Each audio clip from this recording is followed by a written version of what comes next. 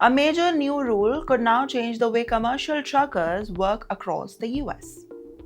The US Department of Transportation has proposed in making English language proficiency a major requirement for truck drivers as a permanent federal rule. Under the proposal, commercial truck drivers who cannot speak properly, not even reading, or understand the highway signals could now be immediately taken off the road. The move comes after the Transportation Secretary Sean Duffy directed the Federal Motor Carrier Safety Administration, or the FMCSA, this organization to put the current enforcement policy to federal regulations. The Department of Transportation says that more than 26 drivers have already been removed from the US roads, just for failing in English language proficiency requirements since the stricter enforcement returned to 2025. The department says that it is not completely a new requirement. Federal English proficiency standards for the commercial drivers have existed since 1937. But the enforcement changed in 2026, by the way. Under a policy introduced during the Obama administration, the inspectors generally could not take a driver out of the service just because of the English proficiency failure. Instead, they could issue the administrative citations for them.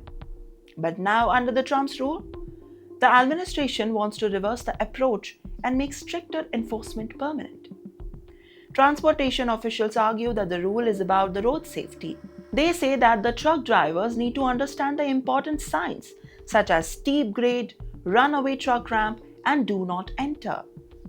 Now, the proposal could also have a major impact on the cross-border trucking. The same standard would now apply nationwide, including some of the drivers entering the United States through the Mexican borderways. Well, the Indian origin truck drivers are at the center of it, and the other immigrant drivers working in the US, this development could especially be important for you.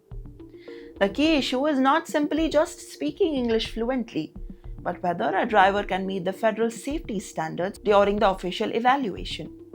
However, the rule is not final yet.